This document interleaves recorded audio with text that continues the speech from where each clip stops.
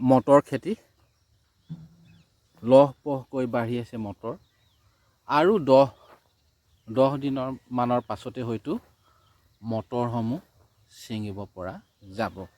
আপোনাৰ মঞ্চ আপোনাৰ কণ্ঠ চানমুন অসমৰ এই ভিডিঅ'টো ক্লিক কৰাৰ বাবে ধন্যবাদ।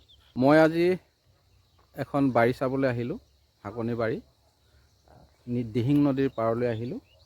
ডিব্ৰুগড় জিলাৰ খোৱাং অঞ্চলৰ দিহিং পৰিয়াৰ খেতি চাবলৈ আহিলোঁ। ইয়াত দিহিং নদীৰ পাৰত সেউজ বিপ্লৱ সৃষ্টি হৈছে। কেৱল দিহিং নদীয়েই নহয়, অসমৰ সকলোকেইখন নৈ উপনৈৰ পাৰত চাপৰিত এতিয়া খেতিয়কে সপোন ৰচিছে। তেওঁলোকে শস্য উৎপাদন কৰি স্বাৱলম্বী হৈছে। এয়া ভাল কথা। অসমৰ খেতিয়কে এতিয়া বিভিন্ন জাতৰ খেতি কৰে। শালি ধানৰ পাছতে ৰবি শস্যৰ বতৰ আহে। এই দিহিং নদীৰ পাৰতো খেতিয়কে মটৰ, ৰঙালাও, ওলকবি, ফুলকবি, বন্ধাকবি, গাজৰ এইবিলাক খেতি কৰে। আৰু বাৰিষা কালতো তিয়ঁহ, দাংবডি, জিকা, ভেন্দি আদি খেতি কৰে। এয়া মটৰ মাহ দেখিছোঁ লাগিবলৈ আৰম্ভ কৰিছে। এয়া আৰু 10 দিনমানৰ পাছতেই মটৰসমূহ পুৰঠ হ'ব। লমালমে লাগিবলৈ আৰম্ভ কৰিছে মটৰ। এয়া এখন চহকী গাঁও। খেতি শস্যে মৎস্যে উভৈনদী হৈ থকা এই দিহিং নদীৰ পাৰৰ কাৱৈমাৰী অঞ্চলৰ এয়া এখন পুৰঠ বাৰী। এয়া মূলা খেতি। এয়া মূলা।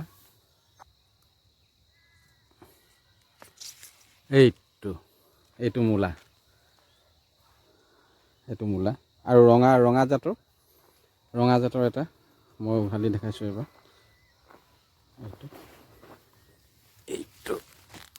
এইয়া মূলাৰ চালাড খাবলৈ খুবেই ভাল। বগা আৰু ৰঙা দুটা প্ৰজাতিৰ আছে ইয়াত মূলা। মটৰ খেতিৰ কাষতে এয়া মূলা, শাৰী শাৰীকৈ মূলা খেতি কৰা হৈছে। এয়া ৰঙালাও দেখুৱাইছোঁ আপোনালোকক। এইটো ৰঙালাও। এইটো ৰঙালাও এটা ছিঙিম। ৰঙালাও ছিজনটো শেষ হৈছে, কিন্তু এতিয়াও ৰঙালাও আছে। এইবিলাক ৰঙালাও হাবি গজি গৈছে, বনবিলাক চিৰবিধি হৈছে। ৰঙালাও পাতৰ তলত আছে। এইটো মই ছিঙিম এতিয়া।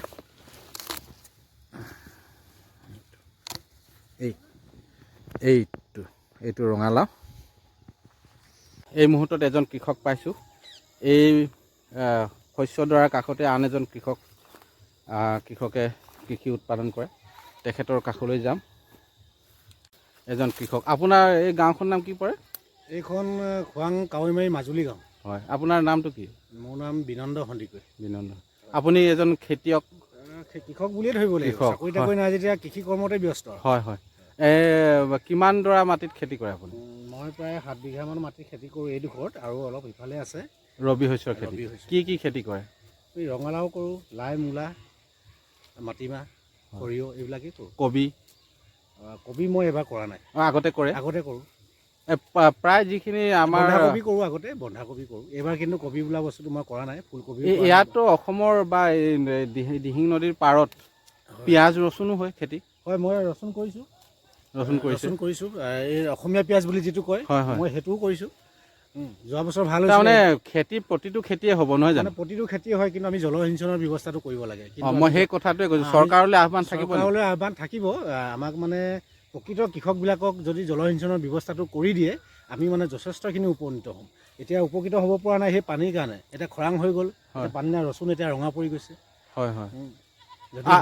আপুনি খেতিৰ লগে লগে আপুনি ছাগলী পোহে নেকি? ছাগলী পালন, ছাগলী, গৰু এইবিলাকো পোহোঁ। হয়।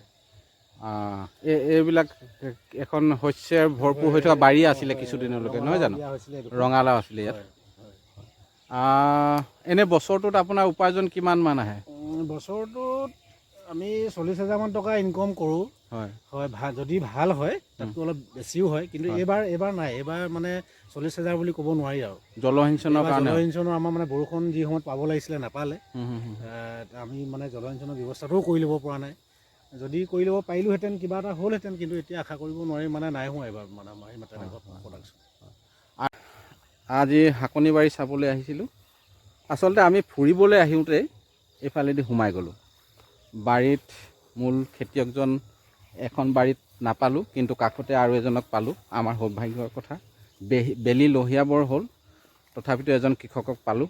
তেখেতে ক'লে যে আমাৰ চৰকাৰে যদি পানী যোগানৰ ব্যৱস্থা কৰি দিয়ে, পাম্পছেট যদি যোগান ধৰে, তেনেহ'লে আমি শস্যে নদন বদন কৰি তুলিব পাৰিম, এই কথা কৈছে। এয়া নিশ্চিতভাৱে চৰকাৰে পদক্ষেপ লোৱা উচিত, প্ৰকৃত কৃষকে যাতে এই সুবিধাসমূহ পায়। চৰকাৰে আঁচনি নোলোৱা নহয়, লৈছে, কিন্তু পৰ্যাপ্ত হোৱা নাই বা সকলো অঞ্চললৈ বিস্তাৰিত হোৱা নাই। বহুতে প্ৰকৃত কৃষকে বঞ্চিত হৈছে। যি কৃষক হয়তো নহয়, তেওঁ সুবিধাবিলাক বহুতে লৈ আছে। এই ক্ষেত্ৰত চৰকাৰে দৃষ্টি দিয়া উচিত। আমি আশা কৰিম কৃষকসকলৰ এই উৎপাদিত সামগ্ৰী থলুৱা বজাৰ দখল কৰাই নহয়, বহিৰাজ্য বা বহিৰাষ্ট্ৰত আমি যদি বজাৰ দখল কৰিব পাৰোঁ, তেনেহ'লে চাকৰিমুখী নহয়, আমি কৃষিমুখী যদি হওঁ, তেন্তে আমাৰ বাবে সৌভাগ্যৰ কথা হ'ব। নিশ্চিতভাৱে অসমৰ নিবনুৱা যুৱক যুৱতীসকল সংস্থাপিত হ'ব, নিজৰ বাৰীতে সংস্থাপনৰ পথ বিচাৰি ল'ব। এয়া ফ্ৰেঞ্চবিন, এয়া ফ্ৰেঞ্চবিনো লহপহকৈ বাঢ়ি আহিছে আৰু এসপ্তাহ 10 দিনৰ পাছতে হয়তো পুৰঠ হৈ উঠিব। এয়া ফ্ৰেঞ্চবিন দেখাইছোঁ। পানীৰ অভাৱৰ বাবে গছবিলাক শ্ৰীবৃদ্ধি হোৱা নাই, যিহেতু প্ৰকৃতিৰ ওপৰত নিৰ্ভৰ কৰা খেতিয়ক। মাহ আছিল, মাটিমাহ, এতিয়া মাটিমাহ উঠালে। এখন বাৰীত মাটিমাহে ভৰি আছিল কিছুদিনৰ আগলৈকে। আমি মাটিমাহ দেখুৱাব পৰা নাই, কিন্তু মাটিমাহৰ খেতি কৰিছিল। দুদিনমান পূৰ্বে মাটিমাহসমূহ উঠাই এয়া তেওঁলোকে মৰণা মাৰিলে। এয়া মাটিমাহৰ খেতি।